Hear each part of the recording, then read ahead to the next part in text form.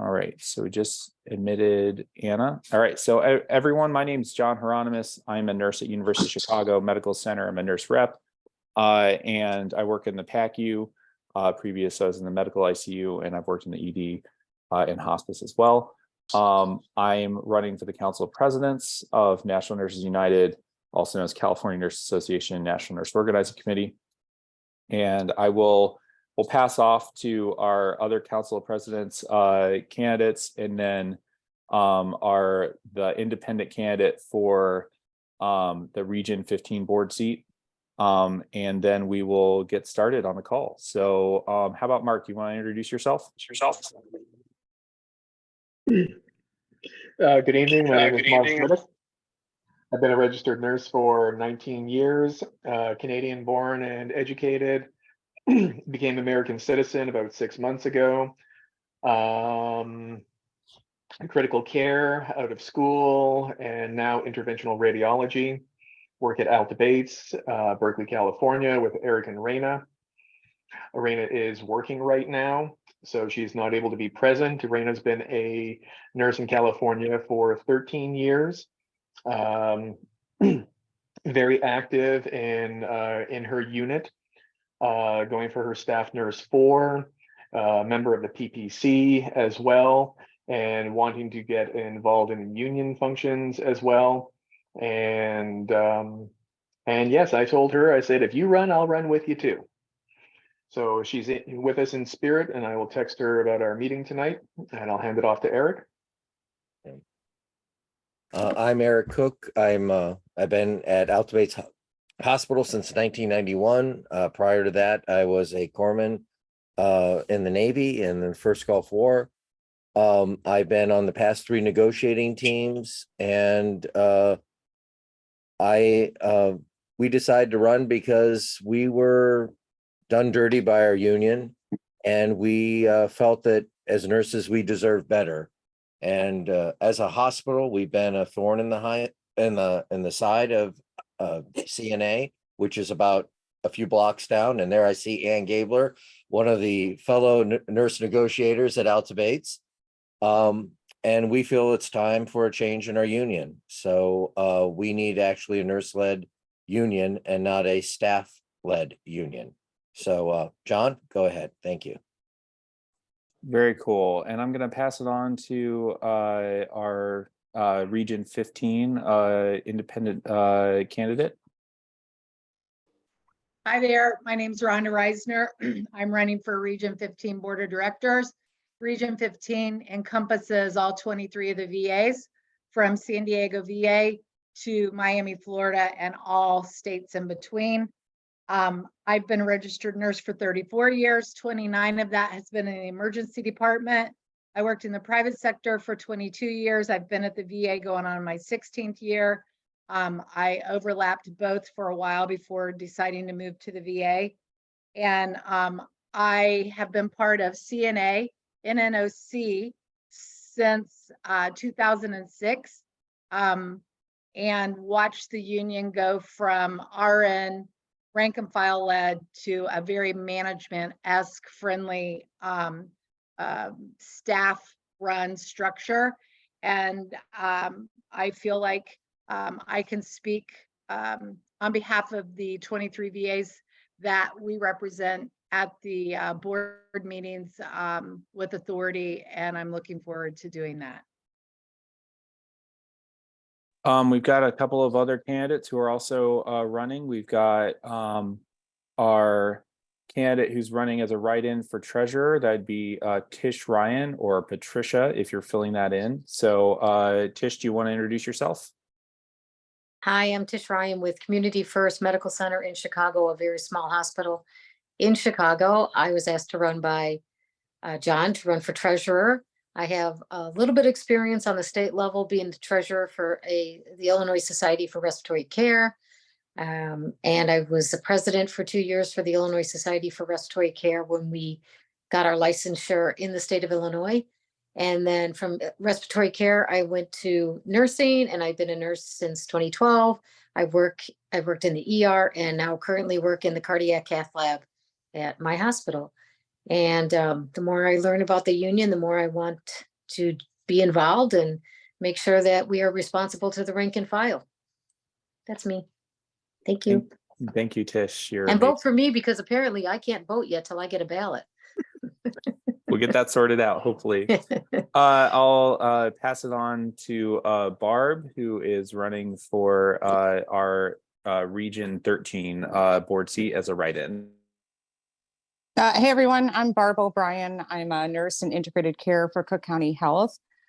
Just to clarify, I want to kind of clarify a little bit of what went on that CNA democracy thing with calling out whether or not I had bedside experience. So I do want to give you a little bit of my history so that y'all all have it. Just super quick, John. I don't want to take up a lot of time here, but Yeah, go for it. Okay, so my history is I have a bachelor's degree in international ministry. I did send this off to the president, to one of the presidents on the slate. I don't know if he shared it with the other presidents. So I have a bachelor's degree in international ministry. I spent some time overseas. After serving overseas, I came back and I got my master's degree in 2011 in nursing administration. So I wasn't a nurse, but I could supervise a nurse. And I opened a business providing home care to senior citizens, so serving the aging population. It was always my intention to go to nursing school and add hospice to what it is that I do, right? So went and got my ADN in 2000. I started that process probably in 2015 or 16, got my ADN in 2018, began working for a hospital bedside med-surg oncology at Franciscan Health in Olympia Fields. While I was there, I hated working on the floor. I never wanted to work on the floor. So I give you guys like huge props for being at the bedside. That was never my calling. I am all about continuity of care and being able to see my patients time and time again. And that's hard to do in an ER setting or in a trauma setting, right? Because we don't always see those same patients. So while I worked on the floor, I didn't care for it. And at the same time, that's when Cook County approached me and offered me a position. So I came over to Cook County in 2019. And I've been working in integrated care in a community-based setting, working with traumatic brain injury patients. So I do have bedside experience. It's important to note that during COVID, our staffers entered into a letter of agreement allowing all of the integrated care nurses to be deployed throughout the system. So it was at that time that I actually received bedside experience from the Cook County Health System. I served at the correctional facility.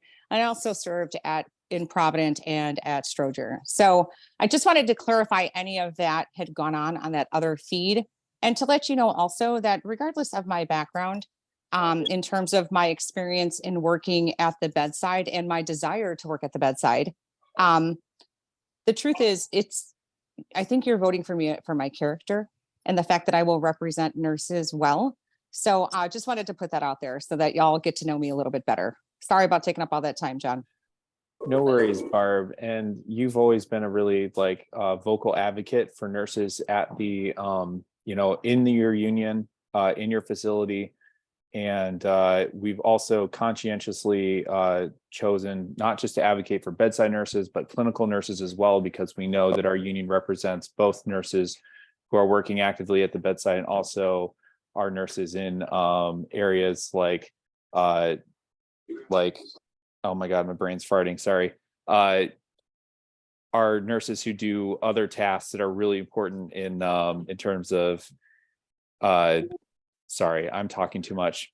Basically what you all are doing in integrated care. Yes, thank you. Yeah, case management was the word I was trying to my tired brain was trying to pull out. So we just want to recognize that all of our nurses are doing really important, critical, patient care work, and that we're working at, in our care settings. So I will pass it on back to, and I'll just say to folks, because the call is getting kind of big, we just throw in your name, your facility, what area you work in the chat. And if you have questions, raise your hand. We'll do our best to, or say, hey, I have a question in the chat, and we'll call on you in the order that you raise your hands. And we've also, if people stop, moving out of being, productive and respectful, we might we might ask you to leave. But we're here also to answer tough questions. Every call we've had, we've been ready to, answer the real questions people have for us, because if we couldn't answer those questions, we shouldn't be running. So I'm going to hand over the call to Rhonda, and then we want to focus primarily for the time being on VA nurses, your experience inside the union. You guys have a very unique position inside CNA and NOC, and why it is that you want to take, do some things to change I was in the union. That's why I the left. leadership of our union. And Yvette, I'm going, because you keep popping up, I'm going to mute you, but if you want to speak, just raise your hand up and I'll unmute, and then you unmute yourself, okay? So I'll leave it over to Rhonda. All right, so I really don't want to bogart this whole phone call. I don't know if any of my union sisters from the VA that I see on this call want to start off, and would ask if you could lead off. That would be great. If you want me to start, I certainly don't mind, but I want you guys to jump in. Does Dana, Monica, or Nicole want to jump in on the beginning of this, or do you want me to start things off? Nicole said that they can speak. Okay, go ahead, Nicole. Hey, sorry. Can you guys hear me okay? Yes. Yeah, I'm driving in my car. I'm actually just leaving teaching. I teach as well. I got to tell you, I'm a little fired up after some things today. I've been a VA nurse for, since 2011. I've been part of the union since 2011. And today there was some stuff going on, and our labor rep was in, who I've got to say I like very much. I think he's a swell guy. However, I've never felt more like it was a manager talking to me than it was today, right? Like, the names changed, the hats changed, but management is management. And I feel like we're just being handled by them. I don't know if that's like fair to say or not say, but it's definitely how I'm feeling right now. I don't necessarily think that our goals align. Some things that I was told today were that that VA nurses as a whole need to fall more in line with NNU, and that that NNU subsidizes the VA. And I can't even speak to whether that is true or not. All I can say is I'm a little flabbergasted for the work that we do as, we're critical access nurses when you think about it, right? The people that we serve, the reason people access care at the VA is by far and away because they have not the ability to access care elsewise, right? We are truly a safety net for this country. We are socialized medicine. We do so much with so little sometimes, right? We can't even, as VA nurses, we don't have the right to strike. We don't have the right to bargain our wages. We don't have the right to do so many things that nurses outside of the VA system do. So we're kind of just dropped down to that. And I would love to see us have a little more support and information given on those very important things to get us full collective bargaining rights, to make it so that we have more of a say over our own practice. And today I'm just a little bit fired up and disappointed in the whole system that currently exists. And the people that are so-called leaders of us literally acting like they are controlling some sort of a chessboard and we're the pieces. So I guess that's pretty much what I want to say, is that I totally support change. And I can't wait to see what things look like on the other side of this election. Well, thank you, Nicole. And This as a is VA, Dana. oh, go. This Go is in there. Dana. I'm here. I thought Monica wanted to talk. I know she usually vocal, so I didn't know if she wanted to talk or whatever. This time. But anyway, so I was trying to give her opportunity to any other VA nurse. For me, as I have stated to plenty other people, and all different, to the different people, I have been having issues with the labor rep that I currently have. So I mean, this been reported, and everybody know we it feels like we at a power struggle, like who's in charge. And that's what I felt like today after I was talking to um John Stedsman or whatever his name is, um, who is over the labor reps. My director, my national director and associate director, no support, quiet. So I am, when what resonated with me with you guys and what I was hearing from you guys is because we're nurses. And I'm gonna give y'all a background. I've been in the VA system. I came from the Little Rock VA about 20 years ago into the Atlanta VA. I've been around the Atlanta VA for a total of 20 years this year. I always been a union because unions are very limited if you coming in the South. Anybody that moves to Georgia, if you're not moving to a Kaiser or you're not moving to the VA, you're not gonna have a union. There's no other hospital around with a union. And I also love the population that I care for. Taking care of veterans, and it motivates me. I've been doing it now, like I said, for 23 years. So I became the director, the union director. I always been a part of the union. Like I said, if it was an event, you count me in. I'm help setting up. I'm recruiting nurses.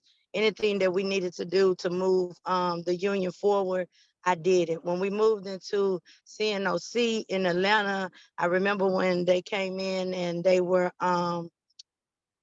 it was two people, casing the building. I jumped right in and helped case the building, so we can join CNOC.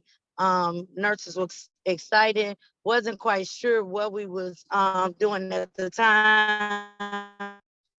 Again, I was just the nurse that enjoyed being part of the union. And having, a voice and having make sure that management is following the rules. Because I came and did what I was supposed to. But if any nurse had a problem, I was one of those nurses that said, "Hey, go to the union and let's now let's go back to 7 years ago when I became the union director for the Atlanta VA. The nurses was ready to have a voice, and I'm sorry, y'all, I'm driving, so if I break up, just let me know. The nurses was ready to have a voice. They was feeling like nobody is listening. And I stepped in and I became the union director. The previous director just left. She was like, I'm out of here, and she quit. And me and my team of nurses that joined me, we put together a team that nurses felt, like, oh my God, we never had a union like this before at the VA. Now I had a labor rep at the time, supportive, never said anything like I'm running y'all, or, at times where people was like, who the director, Dana, you or her? We just moved forward, we fixed it, and took care of growing the union and making sure that we was exercising our rights for unions, filing grievances, filing ULPs, doing everything that we can to make sure that nurses' voices were being heard and their rights wasn't being violated.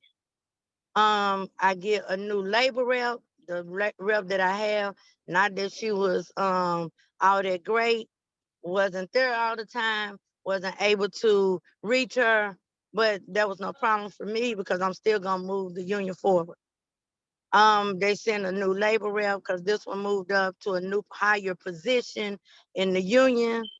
I get a new labor rep that comes in and basically does things, divisiveness.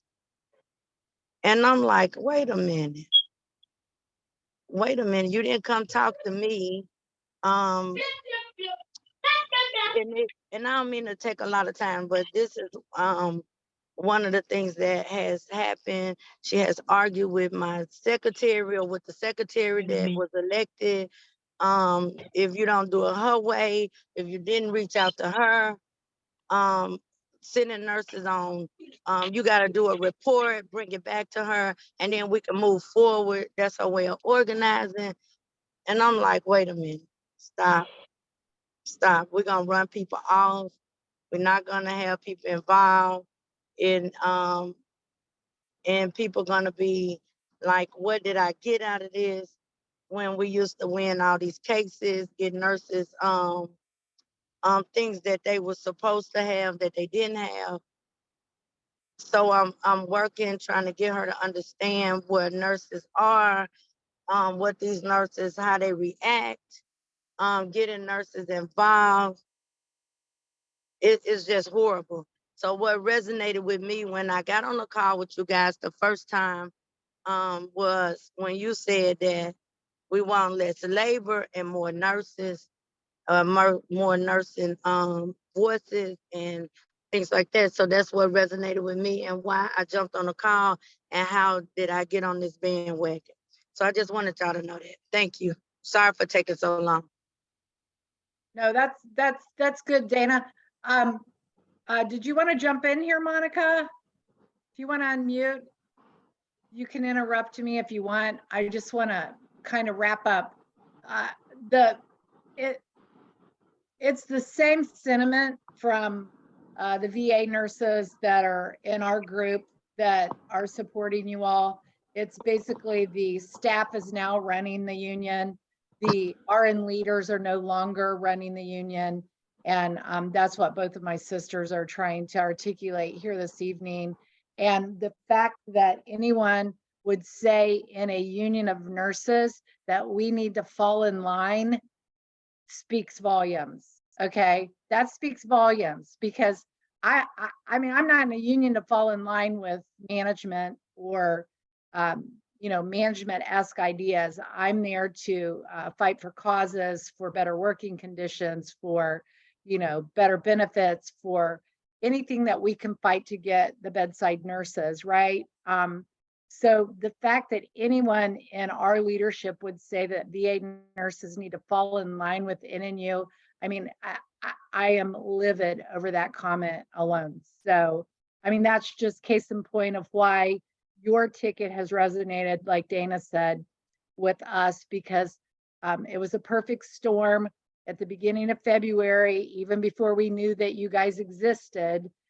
We watched our union staff leaders try to change the structure of our union at the last 2 hours of a meeting on a Friday afternoon from 3 to 5 by giving us a 10-page document and trying to cram these management-esque friendly changes down our throats. And I can tell you that as a seasoned union member, it felt yucky to me.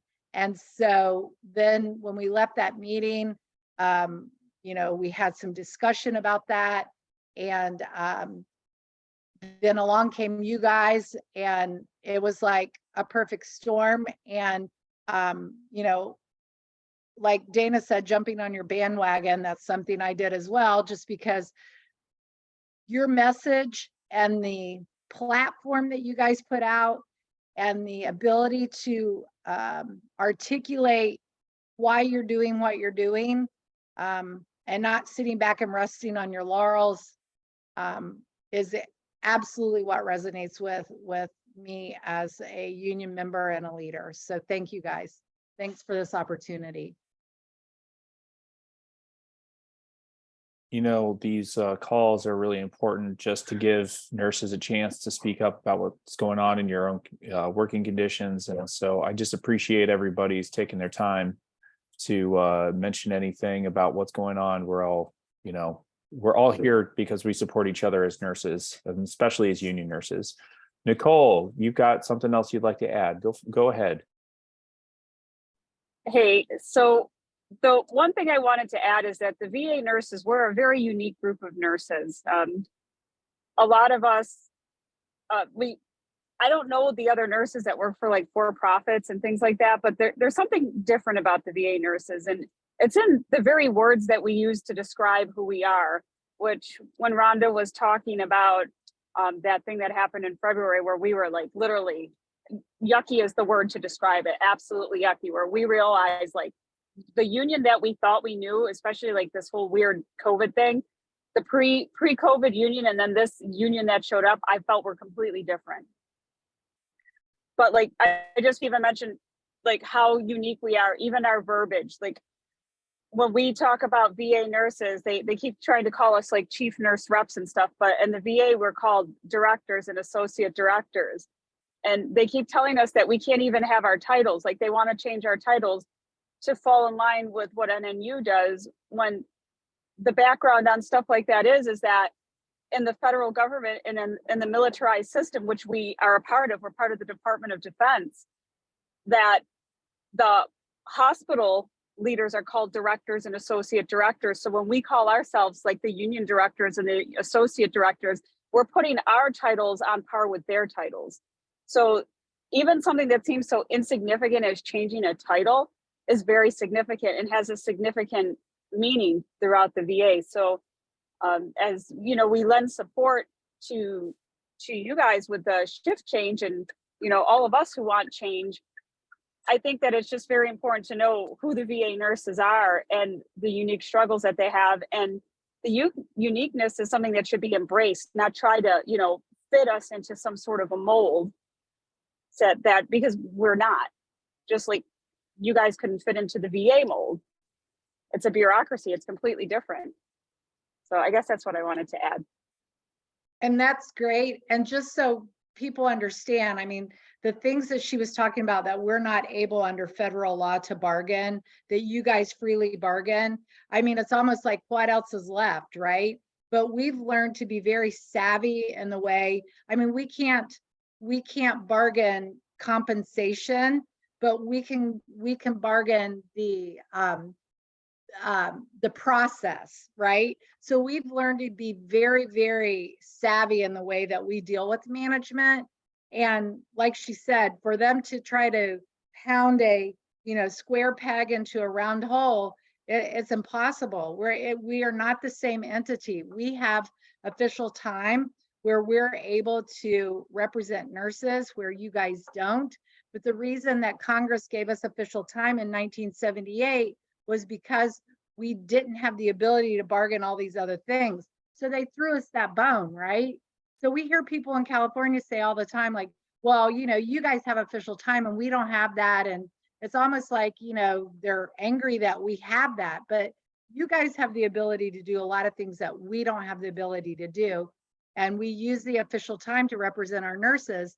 And these leaders right now who are over the VA are trying to strip official time away from the leaders and then dole it out to people that we don't even know or have never even, you know, been vetted by us or even gone through classes, or, I mean, we have no idea who these people are, and they're just trying to put new members in place over us, you know, to try to dilute our strength through the members that we represent. So, you know, we have what Nicole said, we have pre-Trump era executive orders, and then COVID happened during that time. And then we have post-Trump executive orders, and those are almost like they're two completely separate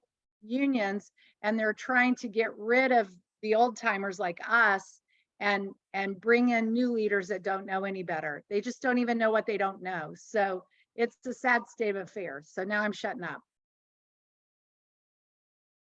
Let me add also, I'm sorry, this No, Dana. go ahead, Dana. I'm sorry, I just want to add, because I'm in the VA, also in Atlanta. Because, you know, me and my team, all of us been there for years. And and those that are not as leaders, but still, even if they went into management, they know us and they're very supportive of, hey, go talk to the union, or, telling their people, even though they don't have to join the union, or, kind of giving us heads up of, like, hey, this conversation may have went down or something. But I want to say that, again, over these 7 years, we have worked hard. And now to hear all these different rules and things that they are trying to impose, like this new election that they came up with. And when it came down to it, they already started a new election rules or whatever back when they had an election in one of our VAs. And when they brought it to us, I said, well, where did these rules come from? Oh, they've been there. No, they have not been there. So these are the things that these labor people has come in. I also been in a conversation where national has come in to national labor or whatever the role is, have come in to say, I had to answer without the president, or I had to go and answer VACO. VACO is who we of course answer to. I had to go answer the VACO without the nurse, and I just go tell her later. Then what is the purpose of us having a vice president national? And I'm saying all this to say, because I want people to hear me, and I want to make sure that they hear this recording. What is the purpose of that? And I hope that somebody that can go back and even ask them that, or tell them that I asked that. What is the purpose of us electing a national president, a vice president, and our labor person is coming in and speaking on behalf of nursing when they are not a nurse? And you're saying we asked for that. When I'm like, how do you know what we're asking for? Or how do you know what we're thinking when we didn't even get the question, or we didn't even get to discuss it? And some of our local directors may not feel as strongly like I do. I just also work with my other union parts that is also over other VAs, or in my building, we have 3 unions. Unlike, some of your, private facilities may only have 1 union. So we also have to deal with certain things that they feel more empowered than nursing staff, because we don't have the strength nationally. So, being discussing and understanding and coming to this has been very helpful. It also has showed me, where a lot of nurses really are thinking, and some nurses who are really lax and, don't believe in the work. And I can honestly tell you, I work, because it's no paycheck that I get for the amount of work that I put in. I could go in and work another job as many hours as I put in to representing nurses and making sure that things are running okay, staying late, wake up in the morning, a nurse call me in the middle of the night, I'm answering them. Nobody cannot compare the kind of work that I put in for nursing staff during COVID. When our laborers and they didn't have to go to the building, they didn't have to get exposed. Guess what? Dana didn't work with actual COVID patients. I didn't work in the ER at the time. I did not work on the floors at the time to be exposed. But guess who was up there walking around to make sure that every nurse in my facility had everything that they needed? That was me making sure. That was me going to the director. That was me making sure that I stood outside. They said we can't strike. During that time, who was on the news and out front and gathered a group of nurses to say, hey, we're not going to stand for not having a proper PPE and being protected?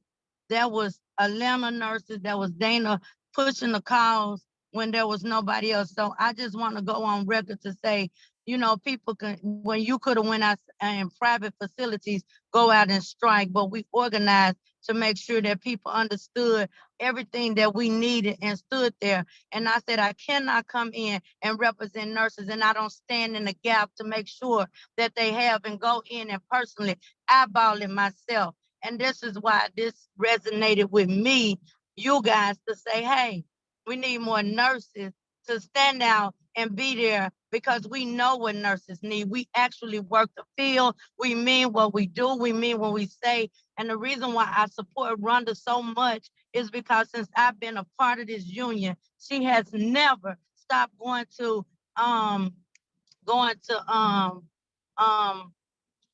doing the laws and going in to try to make sure that they're passing different laws and including the VA nurses in and making sure she stood on the front line when it was time for any representative or anything, and she keep us updated every year since I've been here. And if any nurses need any help or anything, she stood in and came in and gave us support and said, hey, you're the director, and stood beside different nurses. So yes, I'm supporting Rhonda. I seen her do the work, and that's the reason why I'm standing here and going in on these calls, walking around my building, pushing why we need a change and what things are going on and why it's affecting us.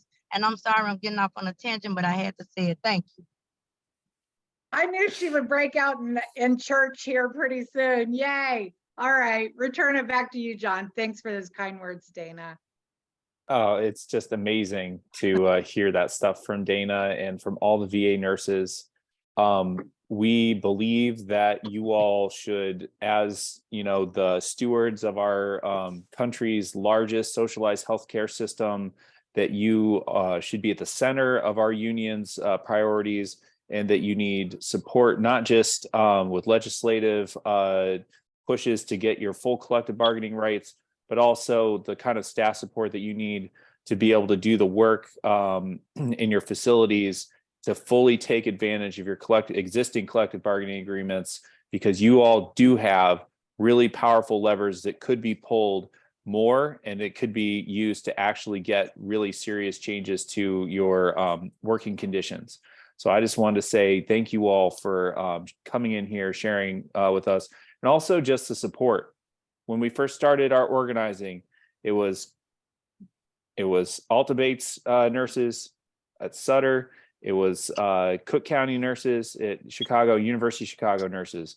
And when we first got that call from a nurse from the VA that you all looked at us and said, we want to hear what you have to say, we took that very seriously, and we really appreciate that, because that's made us so much more viable than we would have been. It's one thing for 3 hospitals, maybe they can kind of keep us contained, but this has really spread a lot further than I think it would have otherwise. We have still some time to talk, and I've been speaking a bit.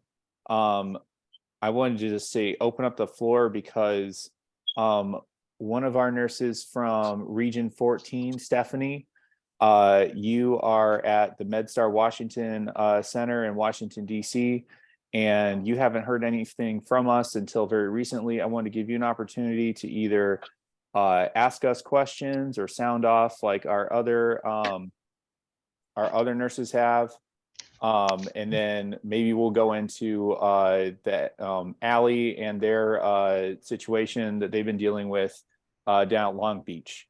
But I'd like to hear from you, Stephanie, since you haven't heard from us. We haven't heard from DC nurses yet, and I'm excited that you're here. All right, thanks, John. Hi, everyone. My name is Stephanie Sims. Actually, I have to keep remembering I'm married now. I'm hyphenated coats. This is my baby. But I've been at Washington Hospital Center for 18 years. I'm the chief nurse. I'm the chief shop steward at Washington Hospital Center. I have been in the NICU for 14 years. I have represented nurses on the last 3 contracts. We just recently ratified a new contract for 3 years. I joined this meeting tonight because I received the ballot in the mail. I saw that there was a another council of presidents running for election. However, I have not received any information. I did receive an email maybe about 4 days ago introducing me to the council of presidents that's currently running. And I just joined the Zoom meeting tonight to try to get some more information. Like you said, John, Region 14, well, I know us in DC, we have not heard any information. So I don't know what I should be letting the 1,500 plus nurses in at Hospital Center know about this council. If you want to give me any information, I know the ballots are soon due to be mailed in. So any information you have would be greatly appreciated. How about we do, we'll do some election updates after we hear from Allie in Long Beach, and then we can, and also open it up a little bit more. And Stephanie in particular, if you would like to have, I'll just extend the offer to you all, that if you would like to have a specific Zoom call just with the Council of Presidents for DC nurses, we'd be happy to organize something like that on your time. But let's hear from Allie and kind of the general situation down in Southern California. And yeah, we'll work on, we'll do a little bit organizing once we get to the general election information discussion. I'm Allison Miller, and I work for Long Beach Memorial, and we are Long Beach Memorial, Miller's Children and Women's Hospital. So we're like a combo of 3 hospitals, and we have about anywhere from 1,900 to 2,000 nurses, depending on how our staff is waning. And I was so excited to find out that the slate that's usually staff driven was being challenged. And I didn't even, when my ballot arrived in the mail, my eyes go to who wants to be a delegate in our region and who's running for the board. And, you know, I saw presidents, but then I saw this other, who are these people? And started asking around. And I had a feeling it could be the Alta Bates crew, because we had seen a video on your strike line, but I needed some sort of confirmation. And then I Googled Raina's name and Alta Bates, and all of a sudden the campaign videos popped up. Started watching them, got really excited, and then reached out. And now we're here on this meeting. This has literally been happening in the last 2 days. So, you know, what we felt when we were listening to you all is, oh my gosh, they're unicorn. It's like we have been through so much history with our hospital, and we realize it's happening in other hospitals. We know this, and I used to be on the board of directors, so I know for a fact it's happening in other places, but it's rare to meet nurses motivated to kind of push against the union to do the right thing. We know how to push against the hospital.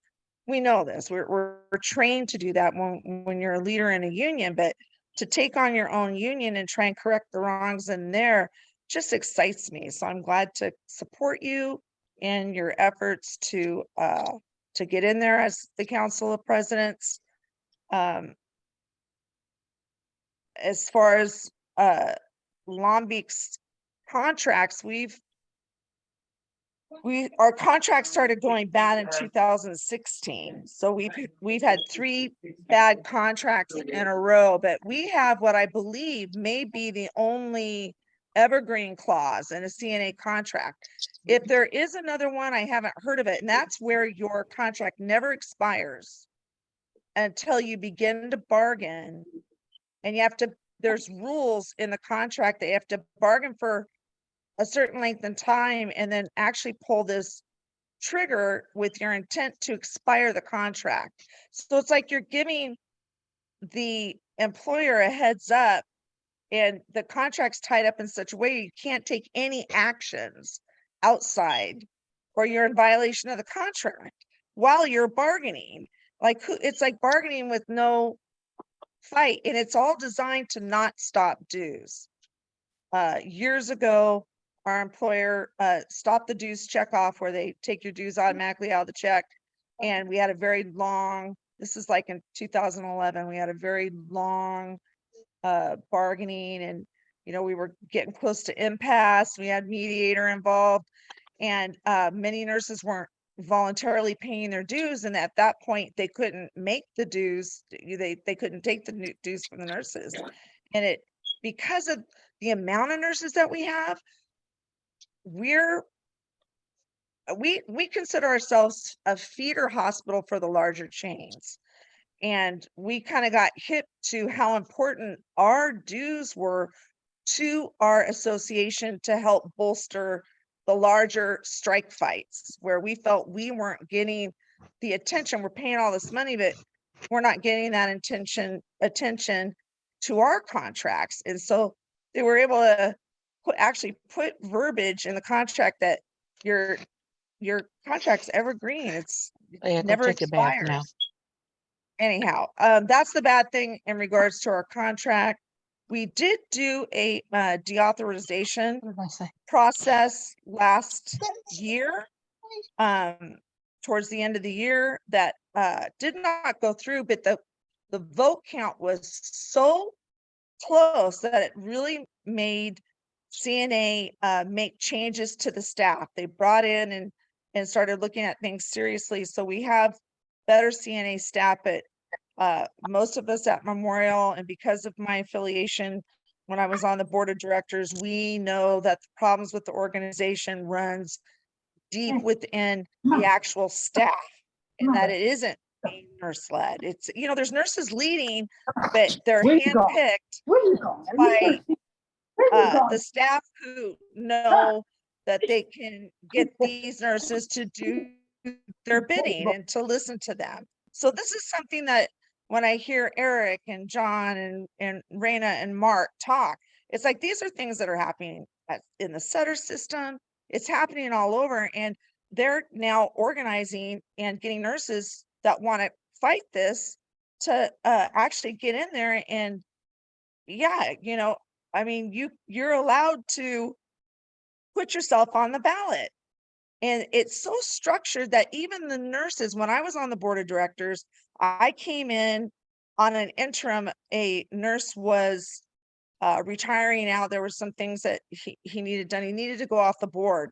And so I was actually interviewed among other nurses, and they picked me to take the seat. And then subsequently after that, I went through, an actual vote like is happening now.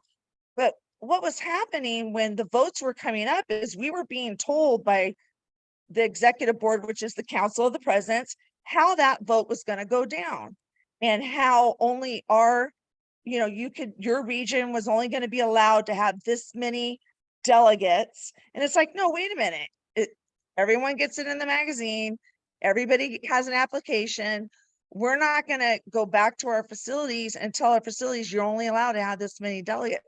And I was a PPC chair at the time, and I'm thinking, I took the magazine, I made a bunch of copies, I handed them out to all the PPC members and told them, listen, if you want to be a delegate, it's your right.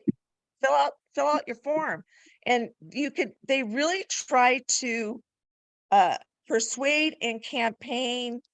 And even though you only see like a slate of the council of the presidents, even when there's like competing delegates running, if there's more delegates than are the counted amount that are allotted, the inside board is even running their own special slate that they tell the board members to go out, and this is what you need to tell everybody to vote. So I've been through how the inside work in regards to making sure that their handpicked people come in. So there's going to be, I would imagine, because there's a lot of board members that are still there who were there while I was on the board, that this is a direct challenge, and they're going to do everything they can to keep this vote from being successful. To me, we had such positiveness come out of our deauthorization vote, which, by the way, is not a decertification. A deauthorization vote is it's called a UD vote, a union deauthorization. What you're doing is you're asking the NLRB to take a vote on whether or not you can voluntarily pay your dues. Has nothing to do about getting rid of the union. And these things you could do to try to make a message to the union and make things better. And I feel like you guys running, whether or not you win, it's the process, it's the education, you're organizing everybody, and we're on board with that. We're going to support you. And there's a lot to say, and I talked way too long, but that gives you an idea what's been happening at Memorial. I Thank want to you. thank you for your time. Yeah. Thank you, Allie. I really appreciate it. And your story is really important and powerful, and especially because you've gotten a chance to see the inside that most of us kind of like just get the kind of opaque. We've had a couple of hands up. So first I'll have call on Ann Converso, and then Eric, and then Dana.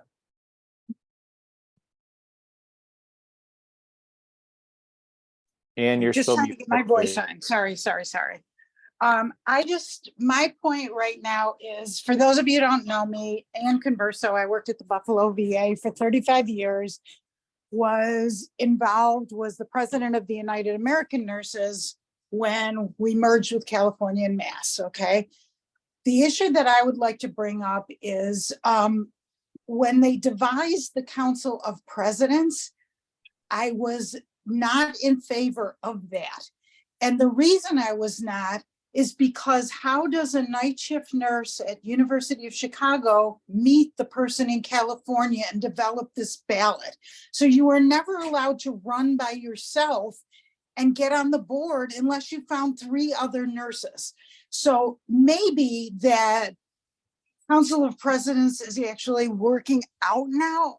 I was not in favor of it, and I'm not sure I still am. But now at least you have more access to people. You can find them, the internet. But I would say to you, what it brings to mind is that you should always, and I know Eric and John and everybody have done this, and I hope you continue to do it, is to look at their rules. And as Allison said, it brought this to mind, like, how are they devising these things? How are they making them so it makes it more difficult for you, the rank and file, to participate in your union? And that's what they did when they devised the Council of Presidents. They made it inaccessible to any nurse just working out there and wanting to be in that position. So continue to look at their processes, at their bylaws, and I'm not going to say if you win, I'm going to say when you win, because I know you can do it. You just continue to look at those things and make your union accessible to every single rank and file person, nurse, that is interested in being a part of that. So thanks for the time. Thank you, Ann. Eric, and just so folks know, I posted a link. We have a document on our website that's a line-by-line analysis of the CNA and NOC bylaws going back to 1997, which took a lot of work to get together for everybody. Check that out. It's really, the implications are pretty wild. Eric, I'm going to let you go, and then Dana, you're next. Well, number one, I'll address Ann. I know it comes down to like Latin class when you learn cui bono, who benefits. For Allie, the evergreen clause, who benefits? Of course, the employer benefits, but who benefits more? But our union, the dues never stop. And those of you with history know that at Sutter, whenever the contract expired, they stopped union dues. And you had to pay them by hand, and our union never pursued that. Ann Gabler can speak to this. We want to pay our dues. I'd actually want to pay my dues without direct deposit. I'd rather pay it in check or by credit card every month. That would be my druthers there. In terms of who benefits for this slate, I mean, I keep thinking about, I've never met, John can say this, we've never met in person. We have never met in person. None of us have met in person. It was thanks to Labor Notes that they got a hold of the fact that our article about our strike line that I'm sure Allie read and many others read, we were not satisfied with our union, and it was not representing us. The videos are available. I think all our videos we made at the strike line are available. We called out the union on the strike line. They were not happy with that. They spread words about us that we were anti-union.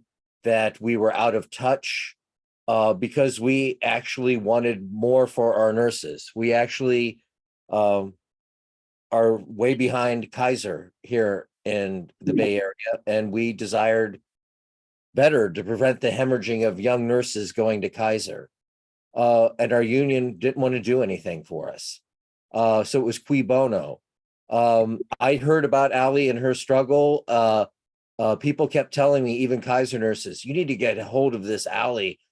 She held them down. She held them ransom. They had to come and kowtow to her. And I'm like, that was our hope, is just to do what Allie did. And then, of course, we brought in the Horizon.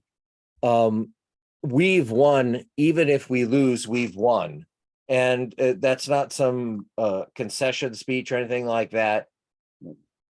These talks are now going to be online forever, I hope, as long as there's an internet and not, something wipes it out. People in the future, even if we fail, will have these as a reference. They will be able to look up and say, hey, this Allison at Long Beach, let's get in touch with her. Let's get in touch with this Hieronymus guy. Let's get in touch with these. There will be, even if we don't win this election, I think if it was a fair and open election, in terms of allowing everybody to vote that should be able to vote, people, giving the votes to people at Faith Community there, at Community Hospital there in Chicago, at Sutter Psych, allowing them to vote because they're new members, I think we would win, hands down, without any, any worries on my part. At this point, I think what Allie's mentioned, I think they already have a clear-cut plan to possibly excise our victory. But I think we will be victorious nonetheless, because this is going to grow. I'm just the first. And there are leaders that aren't on this call right now, just waiting to be born. They're waiting to find their path to union leadership, to real union leadership, which is a worker-led, nurse-led in this case. For us, our union is moribund. It's dying and it doesn't even know it. There are so many unrepresented nurses, and they're not doing anything to really make a nurse say, I want to be a part of that. We're the change that's going to make this salvation for our union. Our union is dying, and we're the only thing that can give it life. I know it sounds dramatic, but it's true. Our union has taken its time to just raid other unions and not really just grow naturally as it should be. I don't think there are many people who say, I want to join this corrupt union. That's the bottom line. And we want to give nurses a voice. Many people have said on this call, and some that aren't on the call now have said they feel energized by what we're doing. Just because we've said there's something better and we can make it better, I think that is a victory in itself. If it's not John, Mark, Raina, and myself, and it's going to be somebody else tomorrow or in 3 years, I don't think this fight is going to stop. And we're not going to stop. I think the people on this call are leaders, and we're going to raise other leaders, because a true leader doesn't just say, I'm in charge. If you're in the military, you know that it's your job to create other leaders to take your place. And of course, the VA nurses know that. So this is what we need to do. We need to grow this movement so that it doesn't stop, so that every voice in this union matters. And the staff are there to serve the nurses, because the union exists to serve the nurses. We're the ones that matter. So thank you, John. Thanks. No problem, Eric. And as Barb said, our goal is to organize ourselves out of a job.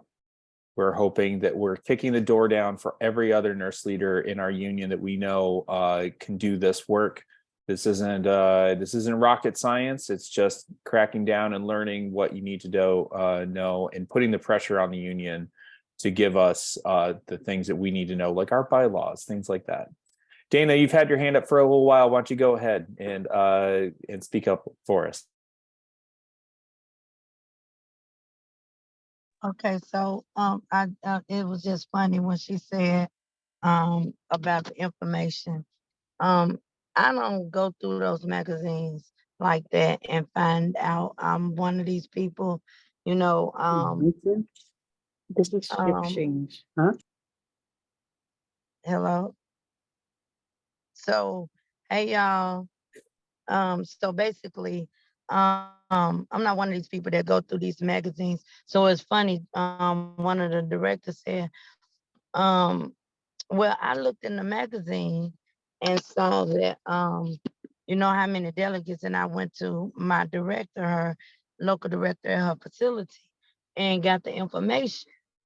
And I said, I wonder how she got the information, because my information with how many delegates we can have came from um, the labor rep telling us how many we can have and how many is going from our facility. And so the question came up, she was like, well, it's in the magazine. So hearing her say those words, and now that we having these conversations, I'm being educated a lot about, you know, the different things that I totally didn't know. Now, you want to know and represent a nurse, I can do that. I can stand on that. I can come in and stand with you and do those kind of things. But things that happen national, it's like it was up in the cloud. It was, you know, like those are the national people. If we do something, we got there to vote on the bylaws as the delegates. What I seen that we do, yay or nay. Everybody say, what does the delegate do? A delegate do? And we vote for you, you going national, you moving up higher. I said, no, no, no, that's not what that means. So a lot of nurses don't know what it means. And because we just have it written out in these magazines, and everybody don't really read the magazines. A lot of people getting ballots didn't even know half of the people that's on there. They were asking, what is that? What is this? So education is so important. And I push that throughout my medical center. You know, we got to educate these nurses. We got to push this information out there. So I walk around, I talk about what is going on. I share with people what is happening. I share people where I am and what is happening with me, you know, where I'm fighting for you guys. And they know that I do that. So I'm glad we having these conversations. I'm glad that you're taking the time out and having this. I'm appreciative of that, because a lot of things I didn't know. And then I talked to a director who was a newer director who told me about it was in a magazine, but she still went to her director and got, well, you know, it says how many, as the lady said before, it tells you, you know, like everybody can run and be a delegate, but they're telling us how many, or don't go and tell everybody. And then I'm thinking, well, why not? Why not get everybody involved? Because this is a nursing union. It's not just about me, it's about everybody collectively. Even when I walk around my building, I tell people, when I see a nurse that say, Nope, Dana, you got muted. sorry about that. I will share with them. You know, the union is where we are the union. I want y'all to know that. I'm grateful for these meetings. I'm glad to get the education.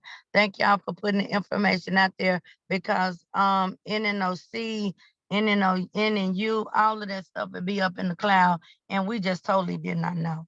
Only thing that we knew was what that contract says, what our contract says, and how we represent nursing locally in our facilities. So thank you. Thank you, Dana. Yes, like a big part of this is an educational process for all of us. We've all been learning since you know, we started. We have been, you know, working on educating ourselves. It's almost like I tell people, it's like you got to be a jailhouse lawyer. because no one is going to teach you how to take over your union.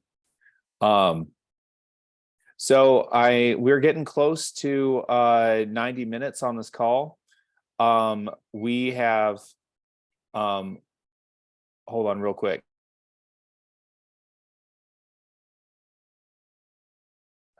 Sorry, my kiddo's cooking a pizza. I'm in the oven, or I'm in the kitchen. So anyway, I just wanted to say there's been a lot of information that's been passed on in this call. The ballots need to be in Oakland by the morning of May 19th. I'm telling people May 18th is really the cutoff. The ballots are being handled by an independent contractor. That's per our bylaws. And we are going to do everything in our power to make sure that the vote is counted and every ballot is legitimately recognized. We are running, so just so people understand, the Council of Presidents is basically the executive council of the committee of the, hold on. What? You're getting pizza right now. Chill out. Sorry. Life intervenes. So there's the four of us that are running. We're second down on the ballot. We are running on a platform of transparency, accountability, rank and file nurse leadership by bedside and clinical nurses, are democratizing the union and basically building all the things that we need for our union to be transparent. Mark's wants to maybe Mark, you talk a little bit here in a second about like taking down some of the barriers between communications. We're also running a couple of write-ins. So for the treasurer, Patricia Ryan from Community First Hospital. We didn't know that we could run write-ins when we started, and then we found that out and we started asking around. So those are our national level candidates in Region 13, which is Chicago, Illinois, Missouri, Texas, Arizona, and I think Kansas. We're running a write-in for our board seat. That'd be Barbara O'Brien. If you could throw her on there, and keep an eye out for things. Does anyone have any questions? We were talking about if you have not received a ballot yet, send an email into elections@calnurses.org, and then I'll let Mark talk a little bit, and then we can throw it open to whatever questions people have about the nuts and bolts of the election, and we can start to wrap it up. So Mark, do you want to talk a little bit about just kind of like your vision for some of the stuff that we want to implement? So, just thank you very much. I won't take very much time here.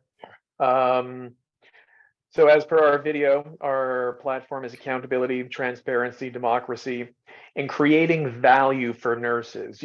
So people are paying their dues, and it's what am I seeing for this?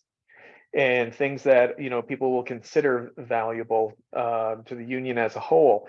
And one of the reasons we're only here, and the repetitive theme that keeps coming up as well, is, oh, wow, we found each other. The only reason we're here is because there was this lateral communication with John, several other people in other states that we didn't know about. We were put together through a mutual connection, and the story started coming out, and oh, that's happening to you too. That's happening over here too. Well, that's not right.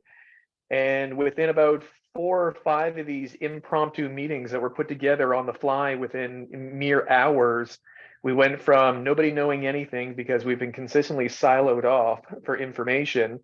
And all of a sudden, within about 4 or 5 meetings, we organized into we're nobody and we don't know each other. And now we're taking on the top dog in the room. And then, when we start meeting more people, oh my goodness, we didn't even realize you existed.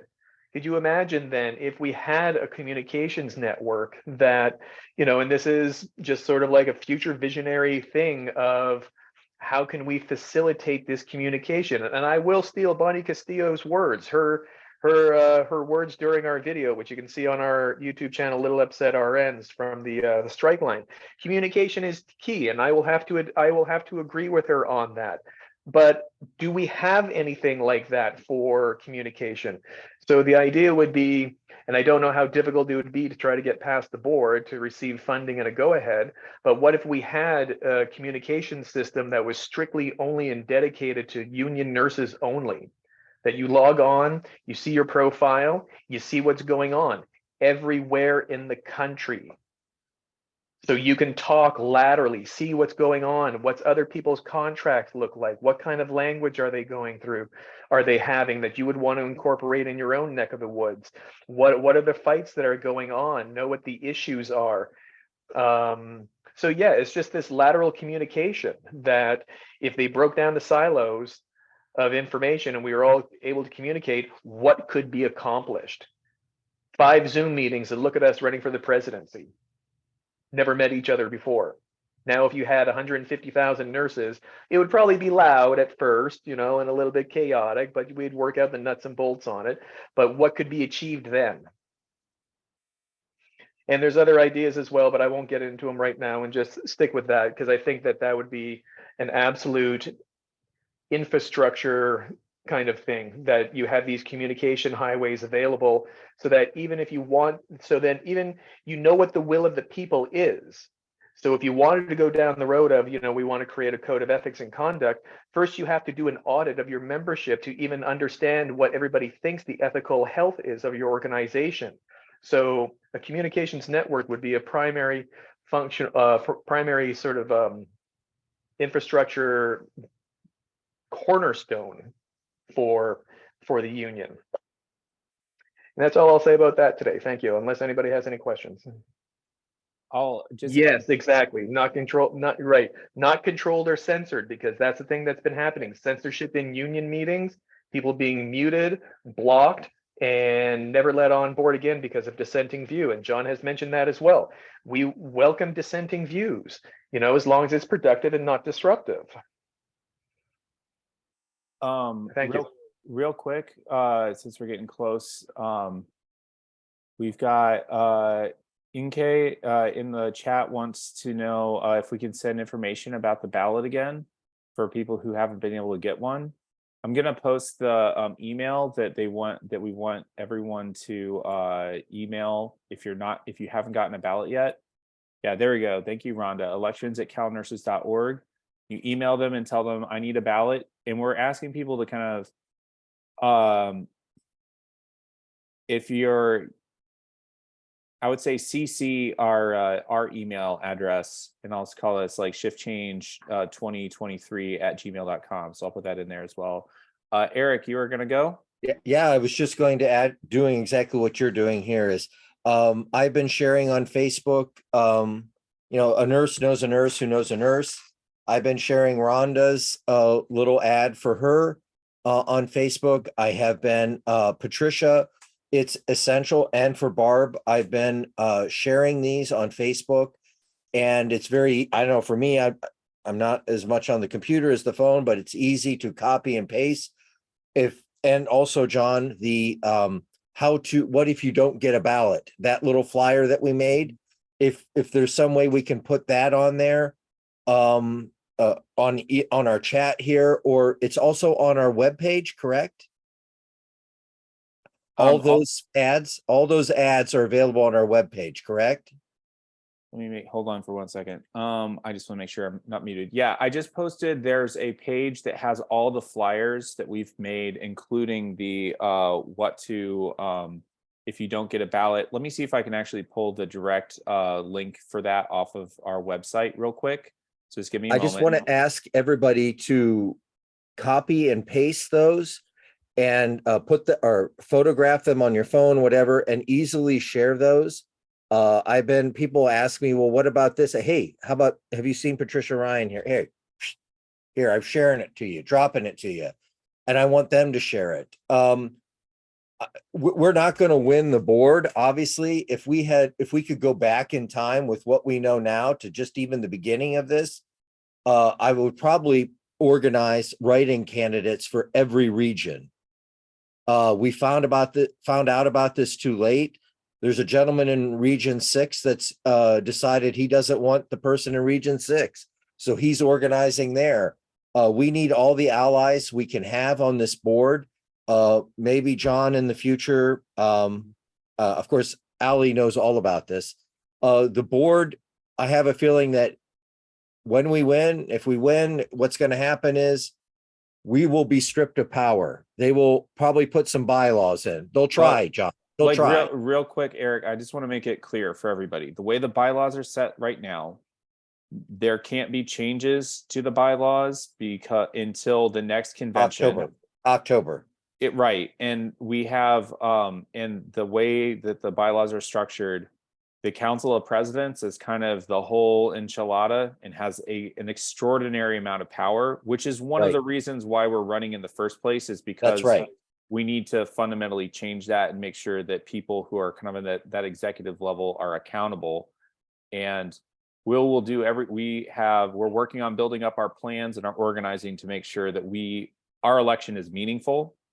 And as far as things are set right now, if we win, we will have an incredible amount of power in terms of how staffing is set, resources, organizational priorities, in terms of political campaigns.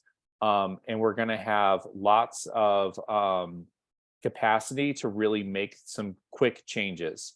But we need allies on the board. We need allies. And that's why I'm imploring people. Patricia, get Patricia as treasurer. Everybody who was born, who remembered all the president's men? What's the most important phrase in that? Follow the money. We need to be able to have a treasurer that we can trust in there. That has had experience of looking for, this is not kosher, and diverting that money to nurses and to do the things we want to do to make nurses powerful. We need Rhonda, we need Barbara, we need allies on that board.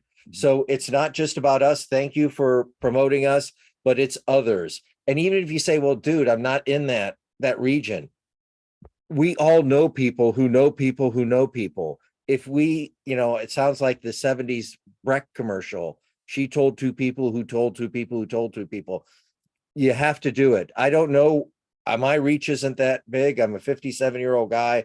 I'm not a big Facebook presence, but I have people that know me who have a big Facebook presence. So please, the webpage that John showed you, please go there, get these wonderful ads that John's created for all these people, and let's spread this. We need allies. It's not just for John and Mark, Raina, and myself. We're here for you, and you need these allies on the board with us. So thank you. Dana, you had your hand up? No, accidentally. Sorry. I thought I seen the hand up. I comes up, putting it down. We're at 8:28 here in Central Time, so we're getting close to time to wrapping up. I did want to make sure. Give me 1 second. That is Stephanie still on the call? I think Stephanie fell off. All right. Well, we'll find a way to reach out to them. If you have any questions for us, you can either reach out to us on Facebook or on our Instagram.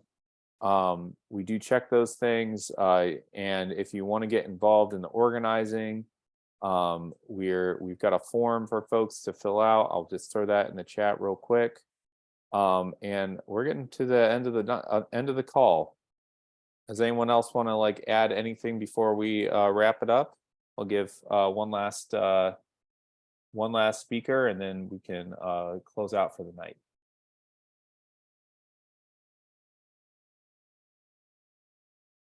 It's Allison. I'm looking for the raised hand button, and I don't know where it's at.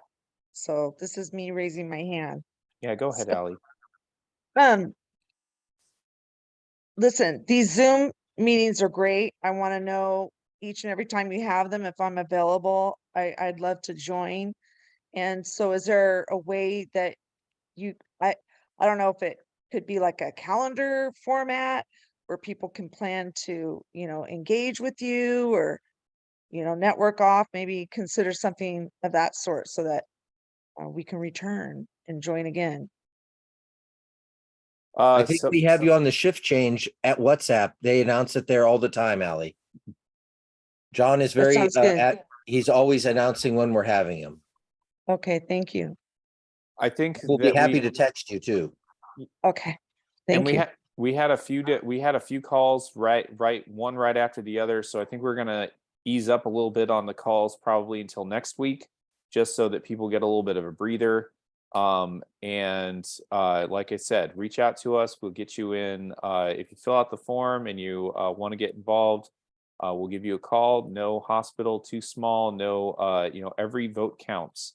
So we're very excited. You can message us on Facebook or on Instagram as well, and we will get you in touch with people so that we can start moving. We can start moving this in the right direction. And I already feel really great about it. And also, thank you to all of our Cook County nurses who have been listening in on this. You guys had a big call a couple of days ago, and I'm really happy that you all came in to listen to the VA nurses. And I just want to, I say, it's 8:31, motion to adjourn the call for tonight so we can all get on to our lives. Anyone want a second? Second. All right. Okay, everybody, I'm going to call and end the call, and I'm going to post this onto our YouTube channel tonight. So if you have friends that didn't make the call and want to share it, you can check in Shift Change 20 NNU on YouTube, and you'll find a recording of the call there. All right, everybody. I'm just thrilled to see everybody keeps tuning in to talk about what's going on in the union and with the election. You all have a good night, okay?